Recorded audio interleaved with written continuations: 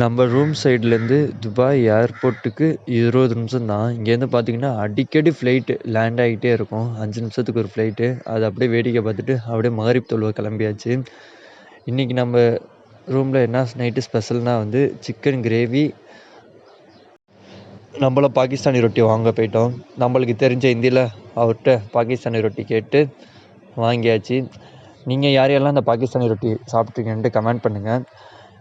ஆக்சுவலாக வந்து இந்த ரொட்டி ஒன்று சாப்பிட்டாலே வயிறு ஃபுல்லாகிடும்.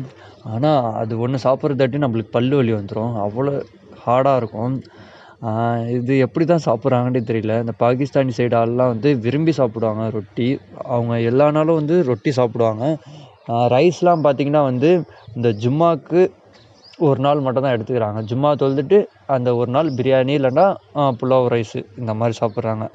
இது எனக்கு எப்படி தெரிய வந்துச்சுன்னா, நம்ம ஒர்க் பண்ணுற கார்கோ கம்பெனியில் அங்கே ஒரு 2 பேர் பாகிஸ்தானி ஆள் இருக்காங்க. அவங்க 2 பேரும் டெய்லிக்கும் ரொட்டி தான் சாப்பிடுவாங்க. பாகிஸ்தானி ரொட்டி தான் சாப்பிடுவாங்க. ஆனால் அவ்வளோ ஸ்ட்ராங்காக வச்சுருக்காங்க அவங்க உடம்ப அந்த ரொட்டி சாப்பிட்டு. ஓகே, இதே மாதிரி ஒரு நெக்ஸ்ட் ஒரு ஷார்ட்ஸ் வீடியோ சந்திப்போம். Okay, bye bye.